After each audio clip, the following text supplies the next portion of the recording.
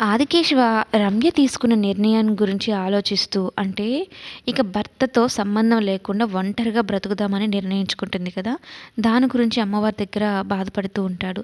అసలు నన్ను వదిలిపెట్టి క్షణం ఉండలేదు. నా భార్యని నన్ను ఎందుకు దూరం చేసావు తల్లి? ప్రతి పెళ్లి రోజుకి కానీ, పుట్టినరోజుకి కానీ నీ దగ్గరకొచ్చి ఆశీర్వాదం తీసుకుంటాం కదా!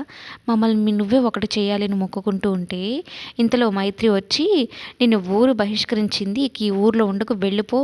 లేదంటే జనాలు నేను చెప్పుతో కొడతారు అన్నట్టు మాట్లాడుతుందనమాట. అయితే నేను పరిస్థితులకు తల వంచానే కానీ నీకు కాదు. నువ్వు నెగ్గావని అనుకుంటున్నావేమో అన్నట్టు వార్నింగ్ ఇస్తాడు. నా కుటుంబం జోలికొచ్చినా, నా ఊరి ప్రజల జోలికొచ్చినా కూడా ఊరుకోనంటూ. అయితే వీడికి అధికారం పోయినా పౌరుషం మాత్రం తగ్గలేదనుకుంటూ మాట్లాడుతుందనమాట.